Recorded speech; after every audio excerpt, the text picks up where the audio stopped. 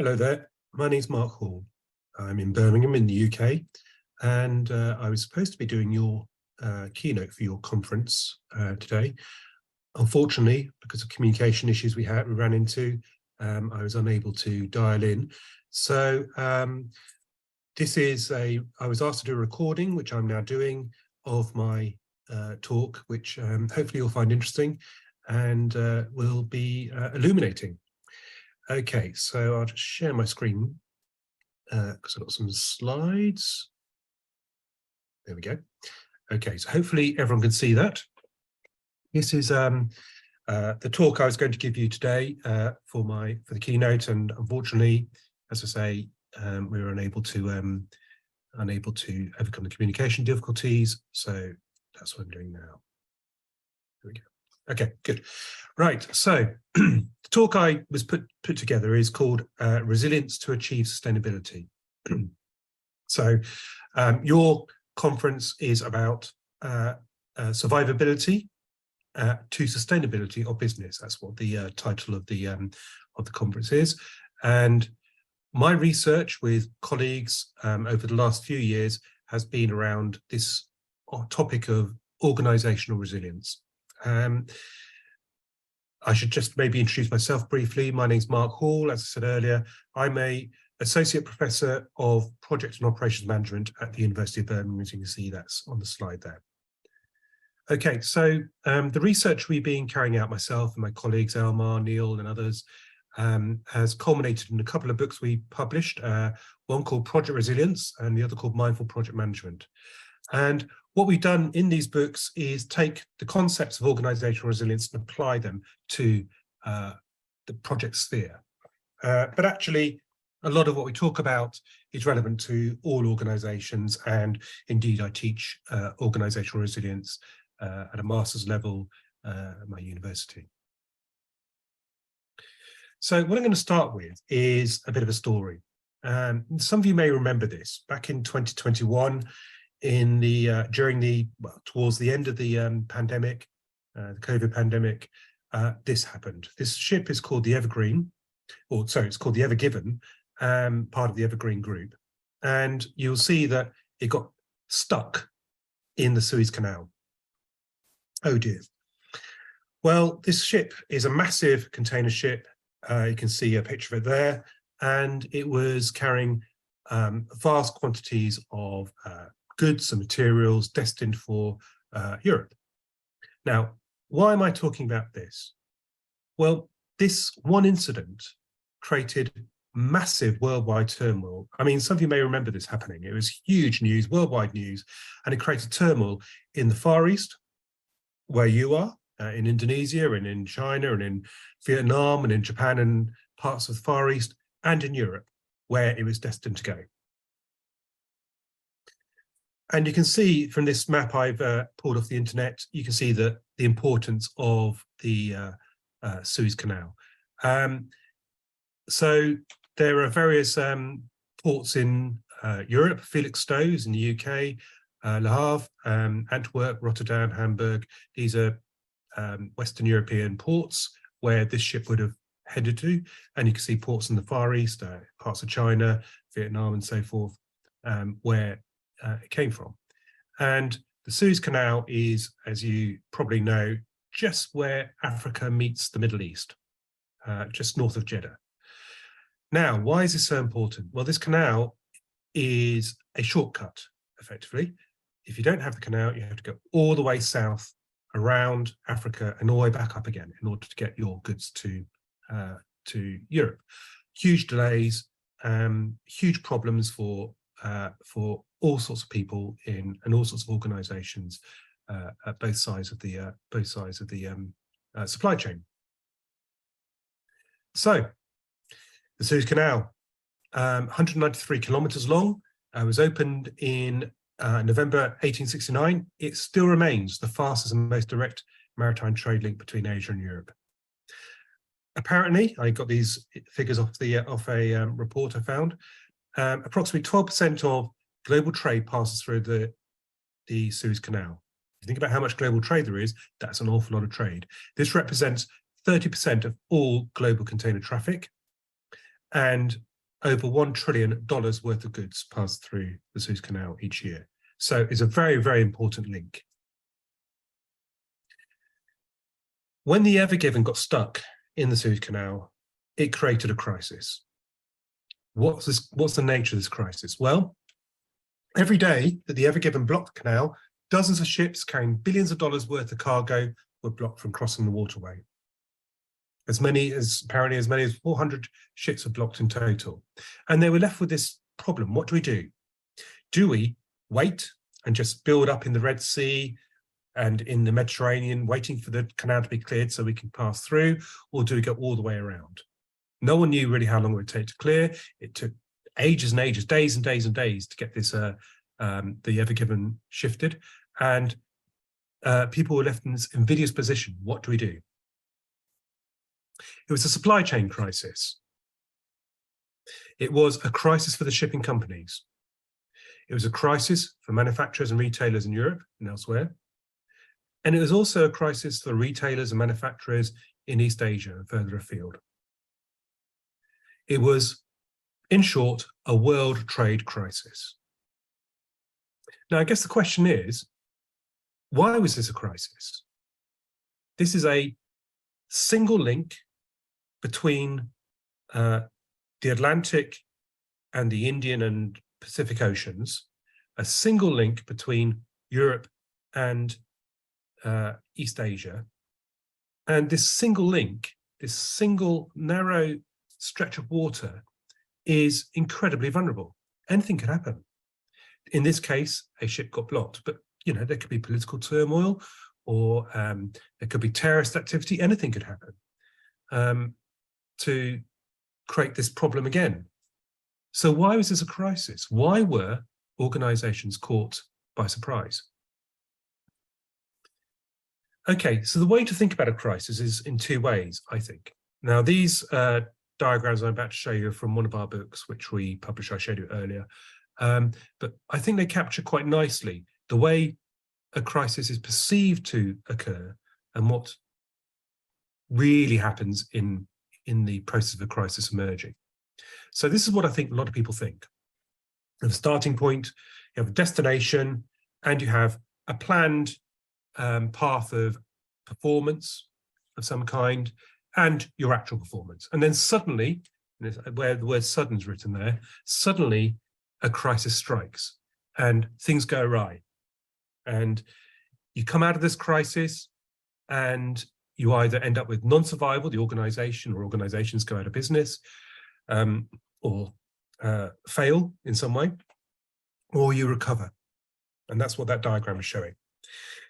And I think a lot of people, a lot of CEOs, a lot of government officials think that this is what really happens, that everyone's caught by surprise. There's a sudden disaster, there's a sudden problem, and how could we have possibly predicted this?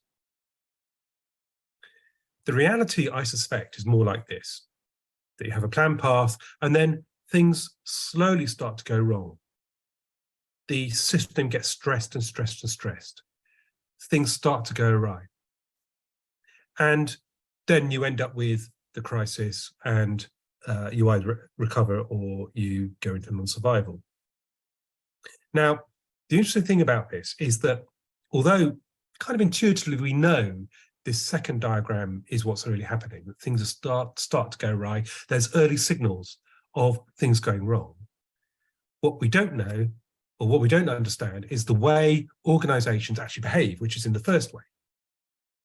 I think, yes, there's a reference to where these diagrams came from.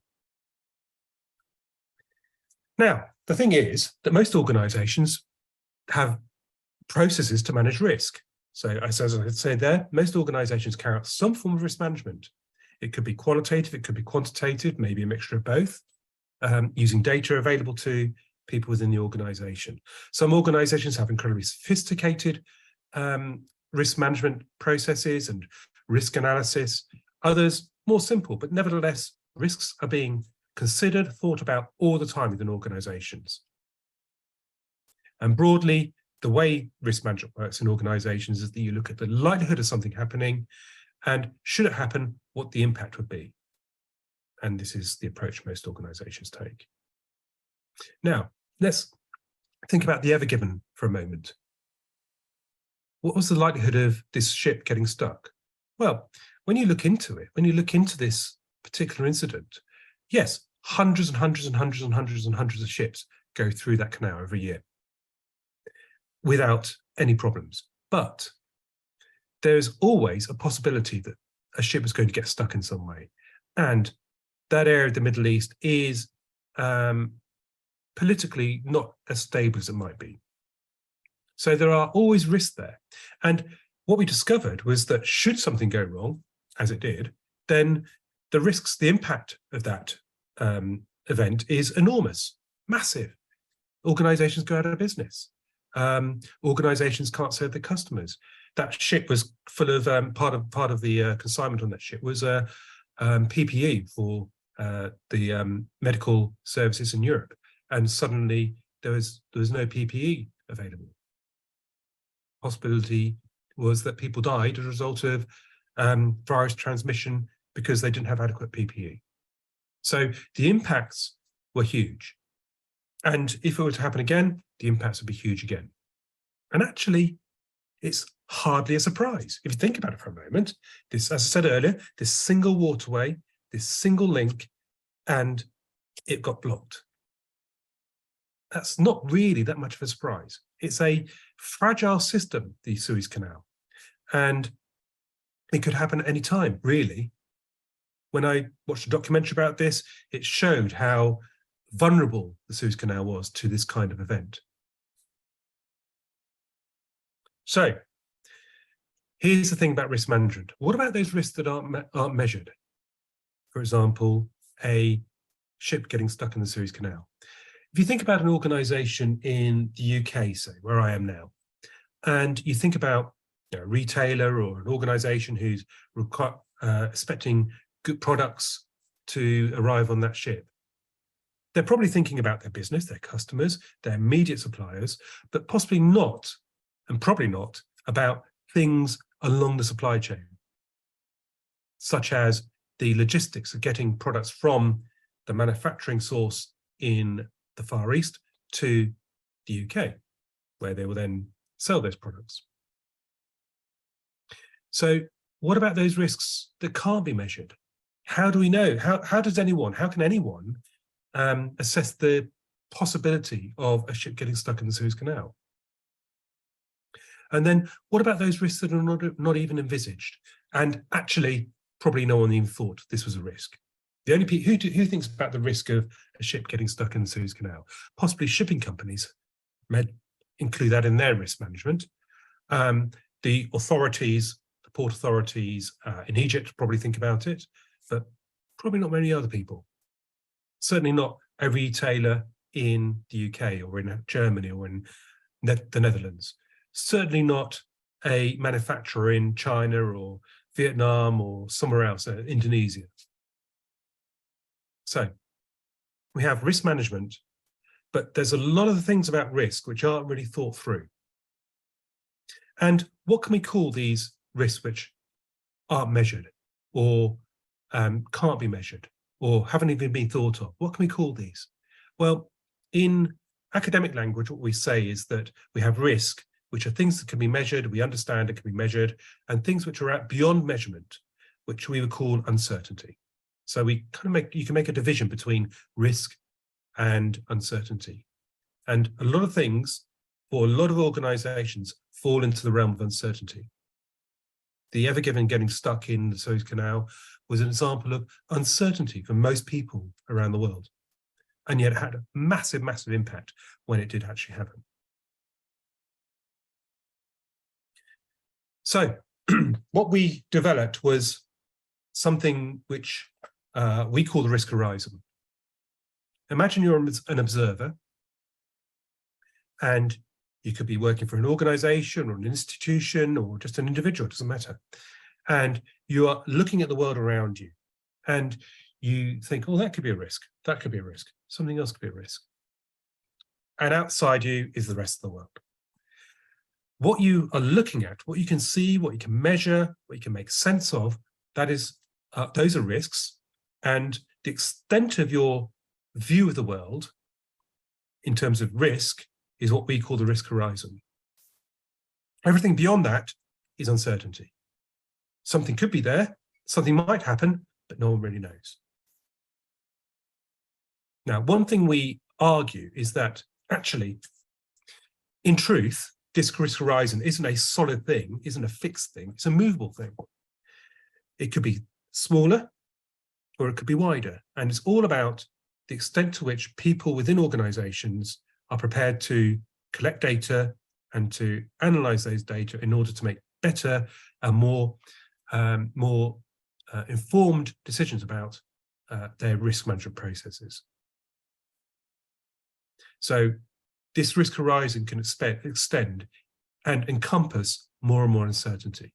So an organization in the UK might be thinking, well, you know, I've got my customers, I've got my organization UK, through which I'm selling products.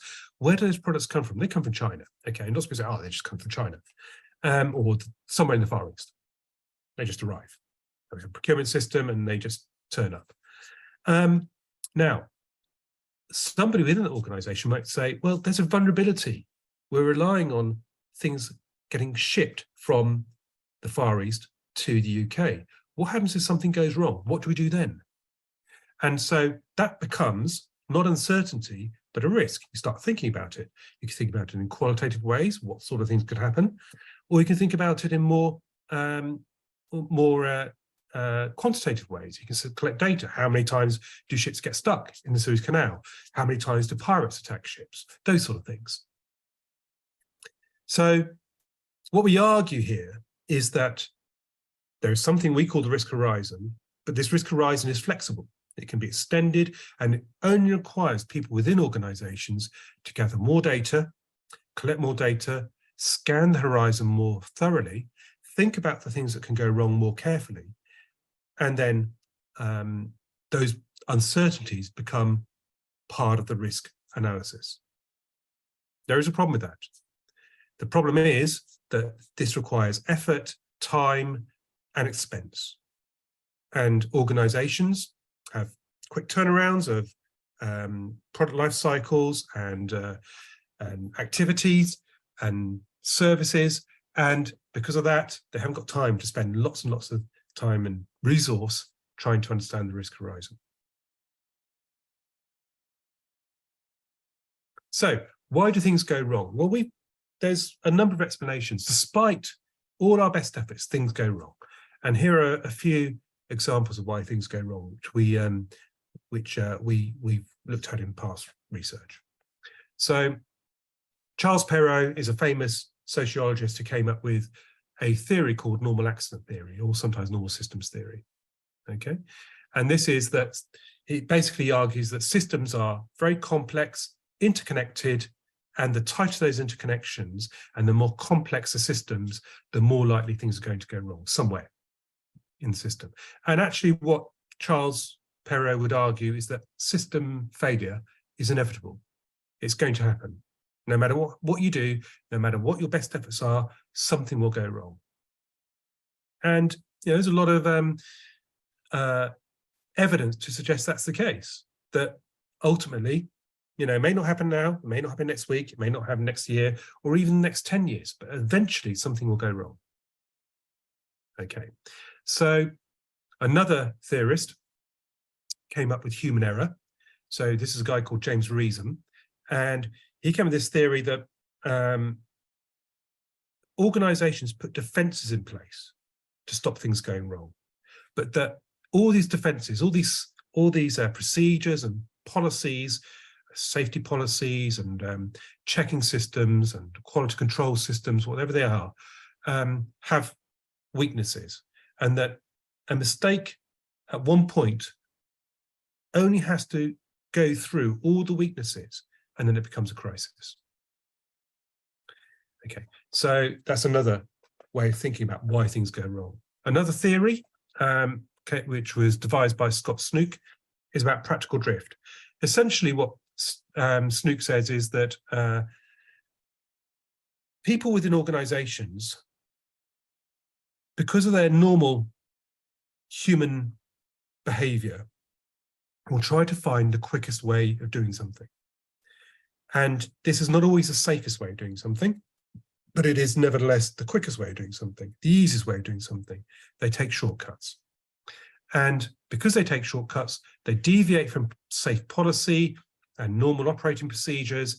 They take risks, but this is normal. And through unremarkable repetition, this is what Snook argues, unremarkable repetition, these become new ways of doing things. But they are vulnerable. And what they're doing is creating risk and vulnerability within organizational processes. So practical drift is another example of why things go wrong. Diane Vaughan, who is famous for her studies of the space shuttle disasters in the 1980s and early 2000s, came up with this theory of normalization of deviance, very closely related to practical drift as it happens.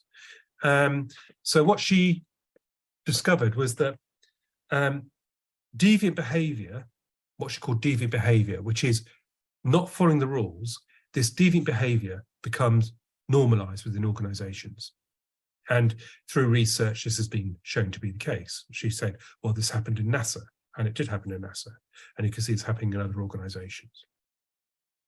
Another explanation is what I've called behavioral responses. This is myself, Mark Hall, and Elmar Kutsch came up with this theory around why people are reluctant to, despite risk management processes in place, people are either reluctant to carry out risk analysis, or if they have carried out the risk analysis, to take heed of it, to discuss it, to explore it, to use it, to employ it. So the risk analysis might actually have happened, but it's kind of lip service. It's a box ticking exercise. What they don't do is then implement any activities as a result of that risk analysis. Because for lots of reasons, no one wants to think about things going wrong. No one wants to be the doomsayer, or this could happen, that could happen. And it's costly to do things.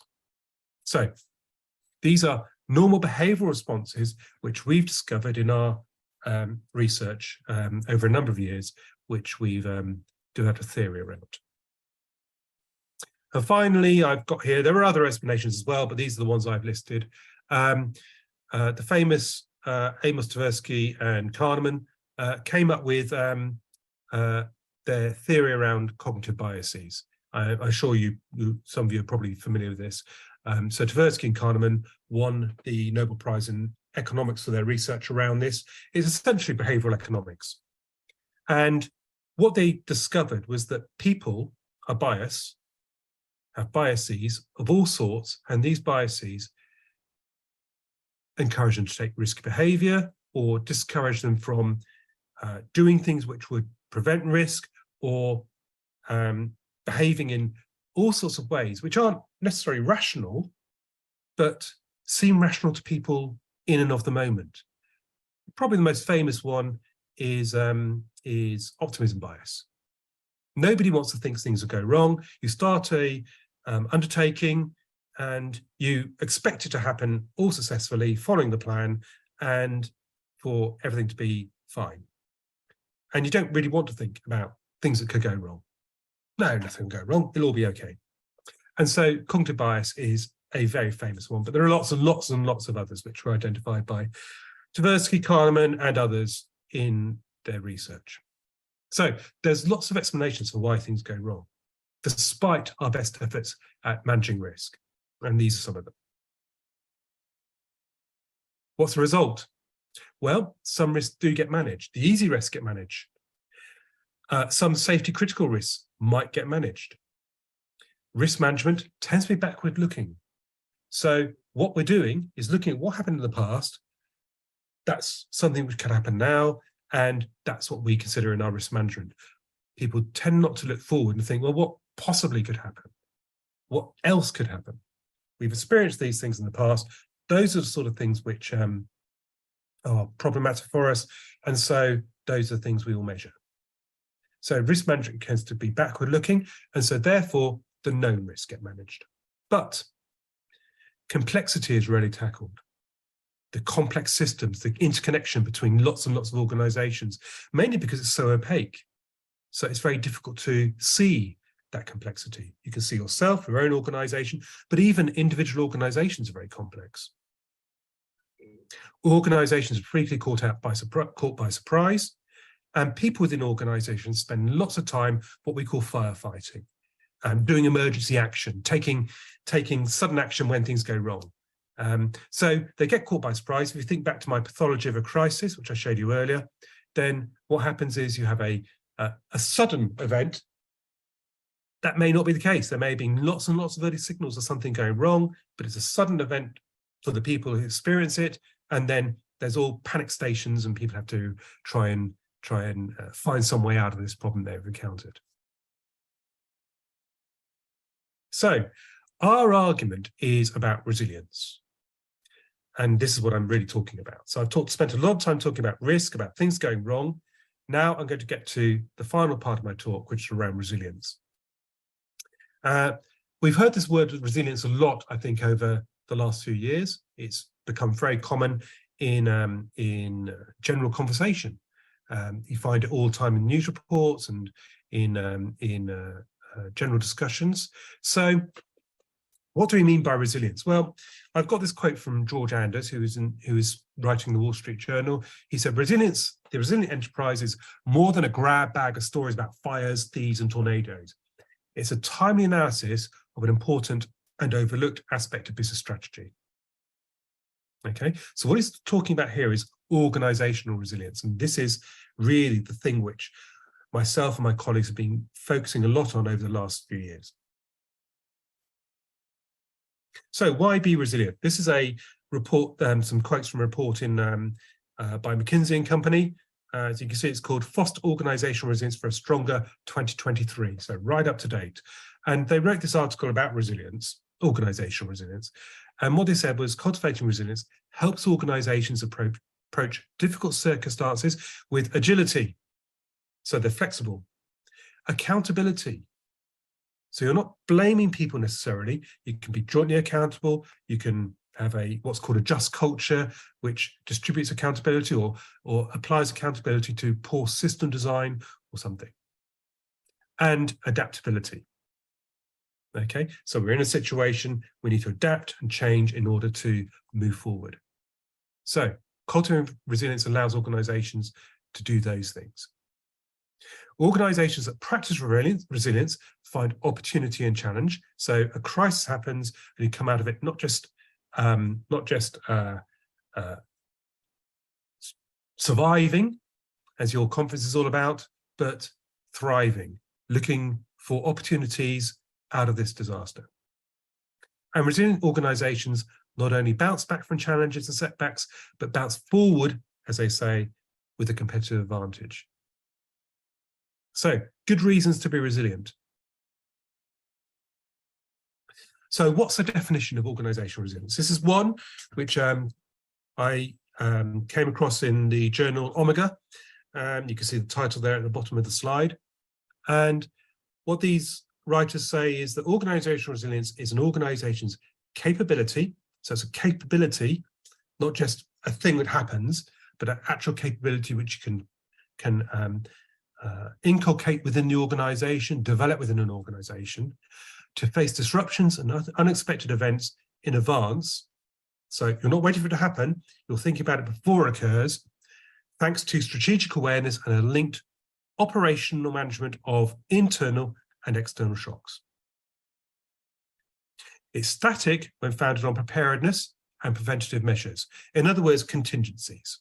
You put in place contingencies. Should this happen, this is what we do. Should that happen, this is what we do. So you have a series of contingencies in place and measures to minimize, as they say, threats around what might happen should an impact occur.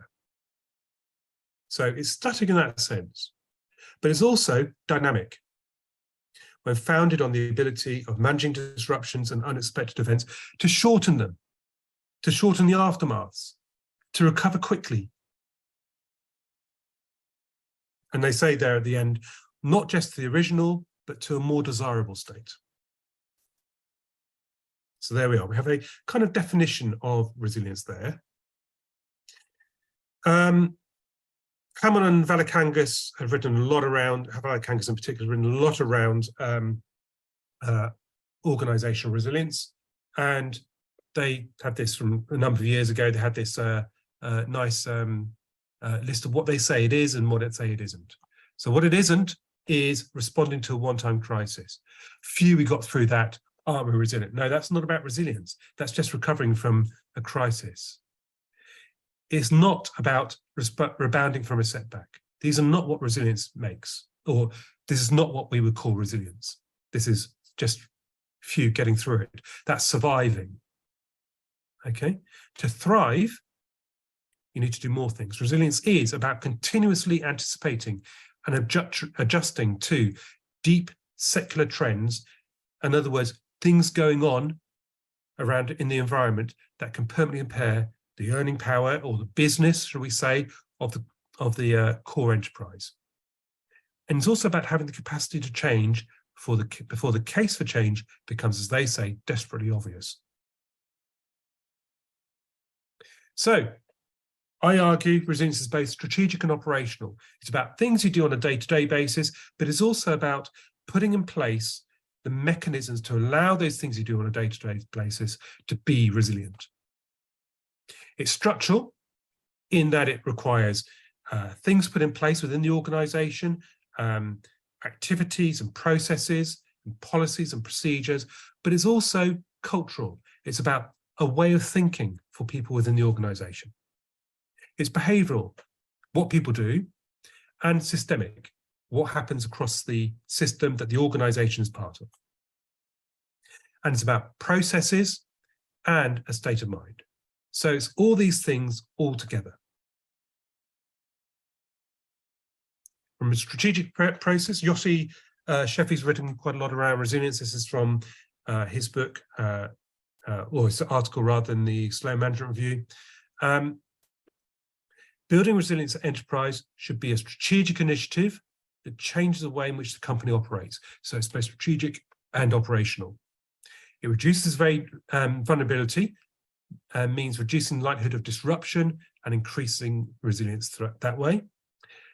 In turn, resilience can be achieved by either creating redundancy. This is an absolutely core thing. You create redundancy both in the way people think and in the way people are trained and prepared, but also you create redundancy in other ways, operational redundancy. So it might be keeping inventory. It may be having spare capacity within the organization in case something goes wrong. Or increasing flexibility, finding other ways to draw that operational redundancy from elsewhere. And I've added to this one other thing. This is didn't come up. My addition to that would be mindfulness, creating and developing and inculcating mindfulness. And by mindfulness, I mean a way of thinking, looking continuously, scanning the horizon continuously, trying to look at what's going on operationally and where the risks lie, and then reporting those risks or acting upon those risks. Okay, so here's an example of something I heard on the radio just the other day. This is from a scientist in the UK talking about risks which the UK faces. And he had listed a number of things. Human population increase. So he argued that since 2000, so in many of our lifetimes, human population of the world has increased about 30%, which surprised me. Not only that, but that population is increasingly densely located. So people live in cities, people move to cities, and so they're all living very close together. He also talked about intensification of farming. So crops are farmed very, very intensively, but also animals are farmed very intensively. Cattle, chickens, pigs, sheep, so forth. Okay, they all live very close together. And so we have people and animals in very close contact all the time. Something else he mentioned was mobility. He argued that at any one time, there are 1.5 million people in the air. He said, if we stop time now, there'd be 1.5 million people in the air flying from one place to another. This means that cities are less than 24 hours apart. And then he pointed to climate change and said, climate change is changing the way the ability for people to live in parts of the world. So people and animals are moving, migrating to places where it is more easily people are more easily able to live. So they're moving from very hot regions to cooler regions. Now, I want you to think for a moment, what is he talking about here? What's the risk that this guy was talking about? What could possibly go wrong? What are these risk factors for? The answer is a future pandemic. And what he argues and what the UK government established is that there is a very high likelihood of another pandemic, a bit like COVID, and that if that happens, it will have a massive impact, just like COVID did. And so what the UK government, European governments, governments around the world are doing is starting to put into place redundancies, vaccines, stockpiling PPE in case another pandemic occurs. The last one, which everyone thought was a big surprise, the COVID-19 virus, was actually not a surprise at all to scientists. It wasn't a black swan. It was very likely to happen, and people have been warning about it for years and years and years. And yet everyone got caught by surprise. So a future pandemic is likely, and if it happens, these are the reasons why it's likely, and if it happens, then what governments should be doing is be preparing themselves for that event. It means cost. It means building up stockpiles of PPE. It means doing research into vaccines which may never be needed. So there is cost entailed in preparing for a future pandemic, but if you don't do that, you'll be caught by all of a sudden by a crisis.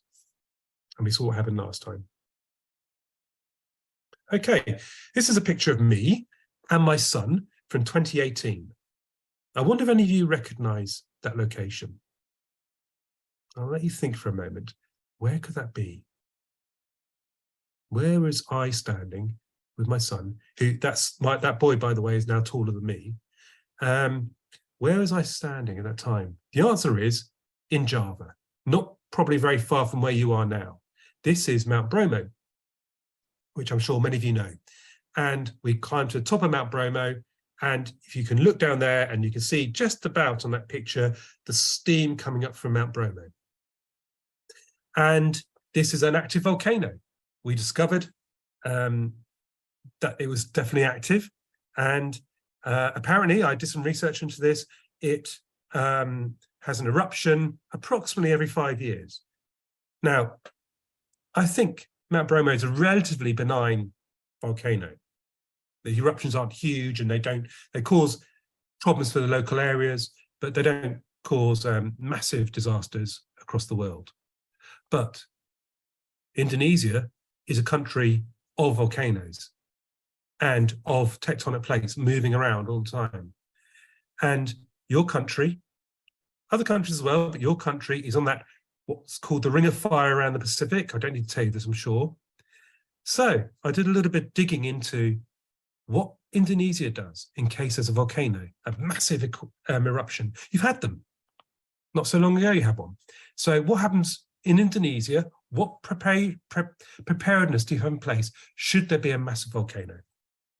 And your president said in March 2023, Indonesia is in the top 3 countries that are most prone to disasters. The number of natural disasters in Indonesia are jumping by 81%, from 1,945 disasters in 2010 to 3,544 last year. So, earthquakes, he went on to say, are occurring more frequently, and not to mention other natural and not natural disasters. We are still too fixated on emergency response, caught by surprise when the disaster occurs, even though the pre-disaster measures are far more important. What he's saying there is that Indonesia and other countries where these sort of things might happen, what they need to do is think about resilience rather than crisis response. A volcano will explode. An earthquake will happen. Climate change is happening and is impacting on the islands of Indonesia, for example. And what countries like Indonesia, if they want to be resilient, need to do is expect this to happen. Not be caught by surprise when it happens, but say, yes, this is going to happen. What are we going to do to manage this risk? And that's what your president was arguing in this article.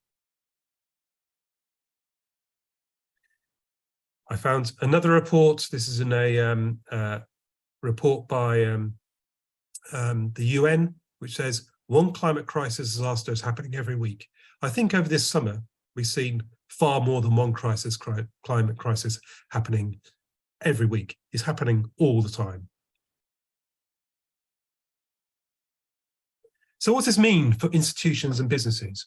I'm talking about organizational resilience here, not just private sector companies, but it could be governments, government agencies, it could be charities even, it could be anyone, any kind of organization operating in the world today. What does all this mean for them? Risk and uncertainty are everywhere and are only going to increase. I think that's something probably most of us can agree on. Businesses and institutions are all interconnected, and impacts in one place will cascade around the world, and we've seen that. Resilience is about creating strategic redundancy. In other words, putting in place resources and capability in order to deal with something that may happen. It may never happen, but the chances are it will happen at some point. So it's building strategic redundancy, flexibility, and an awareness of the risks and uncertainties that organizations face. This is a trade-off, and this is the core point here. This is a trade-off.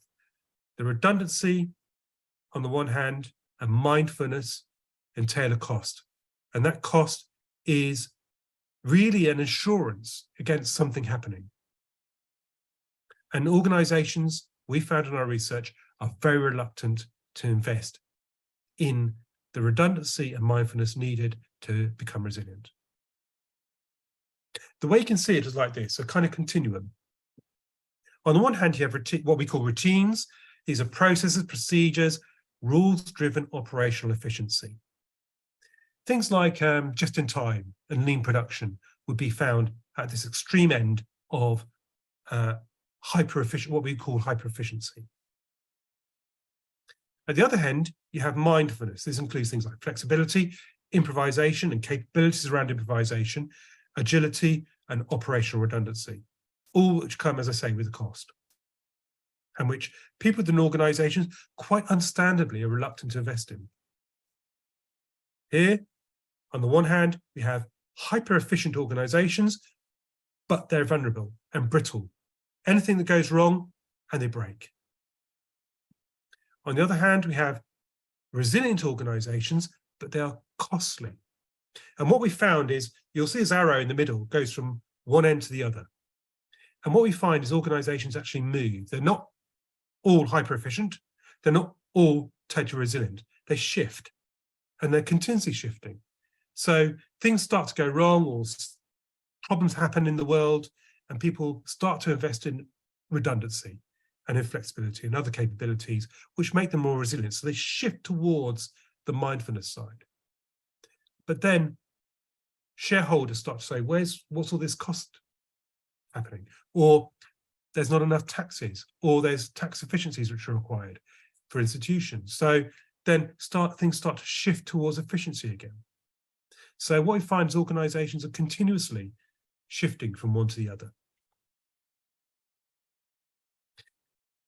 A model we created, this is a simplified version. We're in the process of publishing a more complex version, is along these lines. So on the one hand, you have performance, and we divided this at the bottom there. with hyper-efficient organizations on top, with what we call very effective organizations. Less efficient, but more effective. And by that, really what we mean is resilient. And then at the bottom there, we have uncertainty. To what extent is the environment within which the organization is operating certain? Is it very certain or very uncertain? And essentially, the argument we make is that organizations can find their place somewhere around this model based on the extent to which their environment and the operating environment is certain or uncertain, and the extent to which they seek efficiency or inefficiency. Oh, sorry, I don't mean inefficiency, I mean resilience. What we have down here at the bottom, and we argue is around certainty, around risk and uncertainty. So what we have at the bottom there are organizations which are in a very certain environment, and they will inevitably try to ensure they are hyper efficient, because there's no point in wasting money on resilient activities and operations if there's going to be no risk. So organizations down here, they have routines and processes to deal with any risk that may occur, and those are resolved by routines and processes. Oh, going the wrong way, sorry. Then what we have where the environment might be a little less certain is that organizations have routines in place to deal with risk. Should something go wrong, they will seek to resolve that problem with routines, but have an infusion, what we call an infusion of mindfulness, should those routines not have the ability to deal with those problems, those risks. As the environment becomes less certain, we have organizations which use both routines and mindfulness to deal with potential problems and risks and uncertainties. And when things go wrong, they use a mixture of both to come up with solutions. And then finally, right at the top, we have organizations where routines just don't work. You just have to be mindful, have lots of redundancies in place, and deal with the problems as and when they occur. So this is our kind of model we created. We've done more research around this. It's become more complex, and but this is a simplified version of our model, and I hope it makes sense to you. So finally, I'm going to talk a little bit about the reality of resilience from our research. So our observations in our first book, and these are being largely validated by subsequent research, were what we found was where no lives are at stake, organizations are rarely resilient. If no one's going to die, organizations don't invest in resilience that much. Efficiency almost always is more important than effectiveness, and there's always this draw towards efficiency, understandably. Rules and procedures are favored over freedom of action. Mindfulness requires freedom of action, but the problem with that is that that creates in and of itself a certain level of risk and uncertainty. So rules and procedures tend to be the way that organizations like to work. The problem with that, as we've seen, is that those rules and procedures can easily be overwhelmed by people's behavior and actions. Remember, I talked about normalization and deviance, for example. However, what we also found was if asked, organizational directors readily agree that there are huge benefits from adopting resilient behaviors in practice. They want their organizations to be resilient. What we found was some more observations. Many organizations we found have pockets of resilience within them. So very few organizations are what we would call totally resilient, but there are pockets of resilience in most organizations somewhere. This tends to be dispersed, diffuse, and also ad hoc. It just emerges when the need arises. It also tends to be locally established. In other words, people, local managers or local people aware of the uncertainty of their environment start to develop capabilities around resilience. Existing evidence of resilience tends to dissolve in times of crisis. Things go wrong, and suddenly everyone centralizes and reverts back to routines and procedures. and also is terrified of accountability. The crisis also gives rise, we found, to new resilient practices and behaviours. So there we are. That's my talk. I hope you enjoyed it. I hope you found it interesting. And I would welcome any questions. I haven't got my email address on there, but I'm sure the organisers can provide you with it. And I will, if you want to send me an email, please do. If you want to contact me on LinkedIn, please do. My name is Mark Hall. I'm at the University of Birmingham, and happy to discuss any issues which arise as a result of my talk. Thank you very much.